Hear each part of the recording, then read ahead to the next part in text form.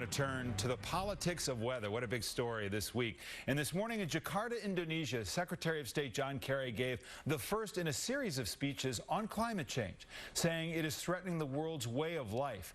I'm going to discuss the debate over climate change policies in just a moment with science educator Bill Nye and the science guy and Republican Congresswoman from Tennessee, Marsha Blackburn. But first, is the growing cost of our recent weather disasters creating a new focus on the need for action on climate change? This week's storm left 500,000 Georgians without power at its peak, buried cities in snow and ice, stranded flyers, and practically shuttered the nation's capital. Extreme cold has frozen Lake Superior to levels not seen in decades and led to a boom in tourism and ice caves off the water. And in California, prolonged drought gripping 90% of the state has parched crops and dried up food supplies for livestock. Is it a natural cycle? Is it due to human interference or human conditions that we have created? That remains open to debate. But there is no doubt the climate is changing. President Obama toured a Fresno farm Friday to tout federal support to address California's water crisis. In his State of the Union speech, he was adamant. The debate is settled. Climate change is a fact. The extreme weather is not limited to the United States. Massive flooding has left large parts of England underwater over the past 2 months. The chief scientist of UK's National Weather Service said all the evidence suggests climate change is to blame. Skeptics say the forecasts of doom and gloom are overblown. After you adjust for the fact that there's so many more people living in so many more places, there's no change in weather-related damages. Bill Nye and Marsha Blackburn, welcome both of you to Meet the Press. Good to be with you. Thanks, David. Thank you. So here was the Guardian newspaper after all of the flooding in the UK, and here's the headline: climate change is here now. It could lead to global conflict, yet the politicians squabble. In the scientific community, this is not really a debate about whether climate change is real. The consensus is that it is. The majority of those who believe, in fact, that it is caused by humans. There are certainly some in the scientific community who don't believe that's the case and who are skeptical about some of those conclusions. But nevertheless, there is still this level of consensus. My question to begin with both of you is, in this moment of this kind of extreme weather moment, is it creating new urgency to act? Bill Nye, I'll start with you. Well, I would say yeah, and what I've always said, we need to do everything all at once, and this is an opportunity for the United States to innovate, to be the world leader in new technologies. That if you could invent a better battery, a better way to store electricity, you would change the world. And if you were to do that in a way that you could manufacture it and export it, you would also do very well financially. Congresswoman, is there new urgency to act? You've heard the president in drought-stricken California saying that these weather emergencies, in effect, are creating the conditions that government has to act. David, I think that what it brings to mind is how we utilize the information that we have. And we all know, and I think that Bill would probably agree with this, neither he nor I are a climate scientist. He is an engineer and actor. I am a member of Congress. And what we have to do is look at the information that we get from climate scientists. As you said, there is not agreement around the fact of exactly what is causing this. Even the president's own Science and Technology Office head, Mr. Holdren, says no one single weather event is due specifically to climate change. So it drives the policy to look at cost-benefit analysis, what we do about it, and the impact that U.S. policy would have in a global environment. Well, and that's another question that I want to get to. But there is consensus, as you say, Congresswoman. There is some skepticism about the degree to which humans may cause climate change, or can you specifically say an emergency, rather a weather event can be blamed on climate change? Some disagreement about that within the UK. Nevertheless, within the scientific community, there is consensus, Bill Nye, and among the scientists themselves on both of those questions.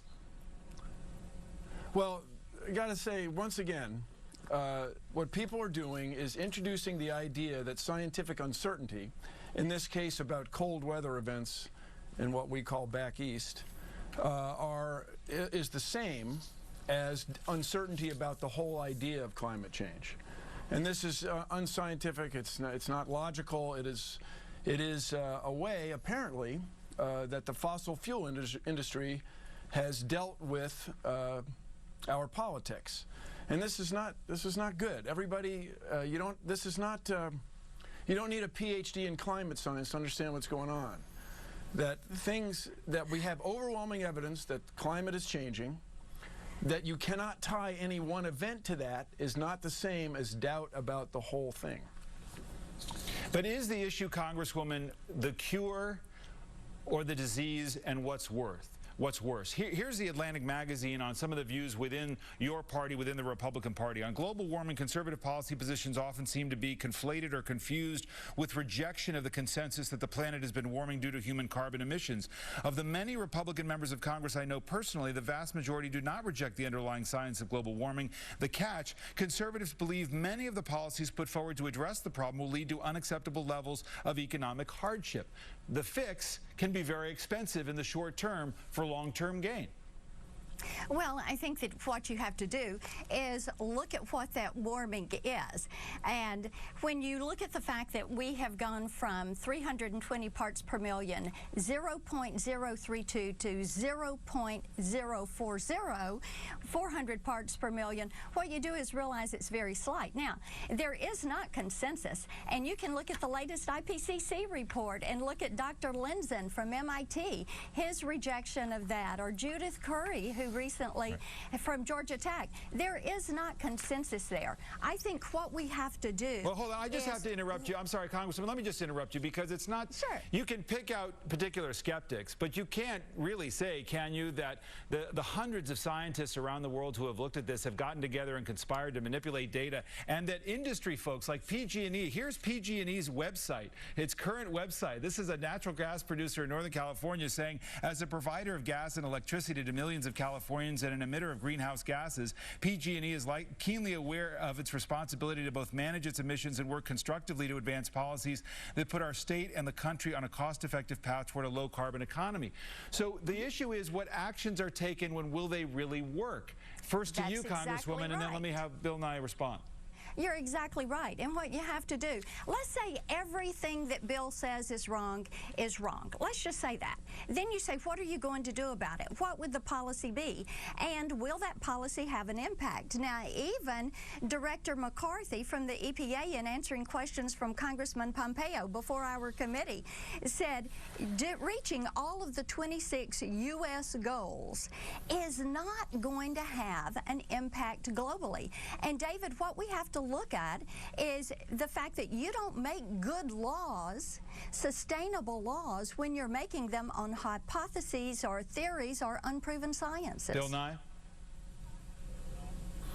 Well, once again, the Congresswoman is trying to introduce doubt, and doubt in the whole idea of climate change. So what I would encourage everybody to do is back up and let's agree on the facts. Would you say that the Antarctic has less ice than it used to?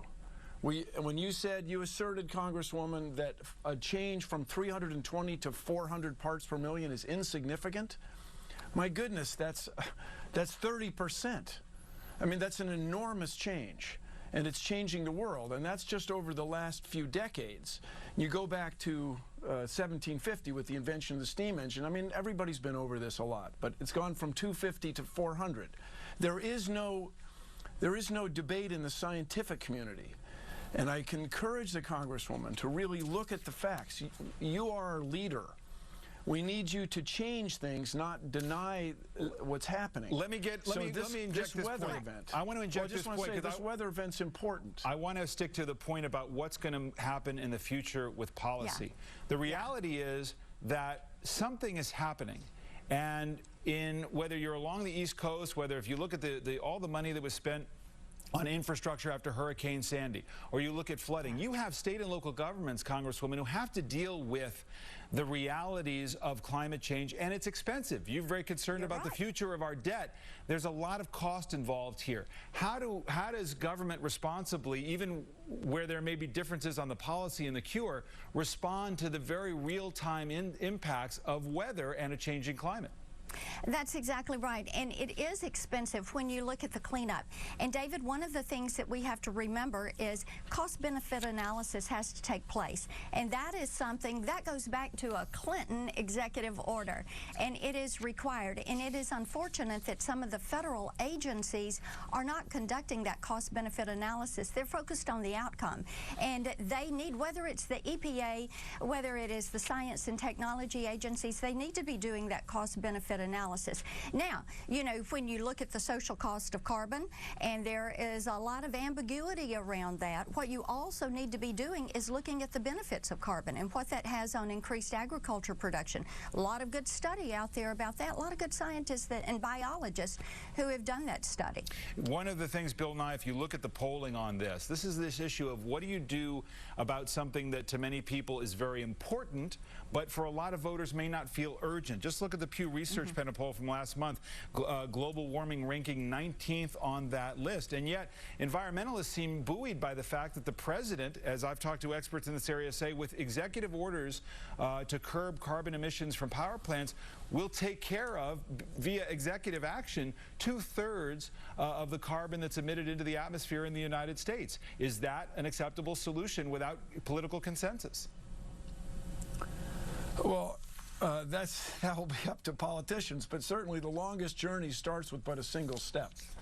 We all have to acknowledge that we have a problem, and I think it would be in everybody's best interest. Now, I was born in the U.S., you know, I'm a patriot and so on. It would be in everybody's best interest to get going, to just do, as I like to say, everything all at once. So the fewer very dirty coal-fired power plants we have, the better. The less energy we waste, the better. The less inefficient our transportation systems are, the better. The more reliable our electricity transmission systems are, the better. And so we all get into this thing that big governments are bad. I know that's a very strong claim that for me as a voter and taxpayer is somehow tied to climate change. But what we want to do is not just less. We want to do more with less. And for me, as a guy who grew up in the U.S., I want the U.S. to lead the world in this, rather than wait while you made reference to the United Kingdom, what China is doing with energy production, solar energy production, and so on. This is a huge opportunity. The more we mess around with this denial, the less we're going to get done. I want to be specific, though, Congresswoman, 30 seconds on this point. As you know, as I just outlined, the president is proposing regulations. This is executive action. How do you respond to that as a member of Congress who doesn't agree with the policy? Well, I think the president should realize Congress has taken action. Whether it was cap and trade or Boiler Act or any of these regulations, we have said no to that. And one of the reasons is the cost-benefit analysis. Another is the impact. Look at what is happening around the world. Bill doesn't like coal-fired electricity plants. You've got 1,200 that are coming up in other nations right now. And what we need to be looking at is the way to achieve efficiencies. Carbon emissions are at the lowest they have been since 1994. The reason for that is efficiencies.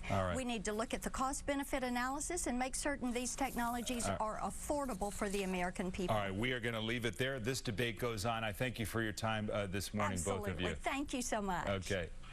Coming up next here, back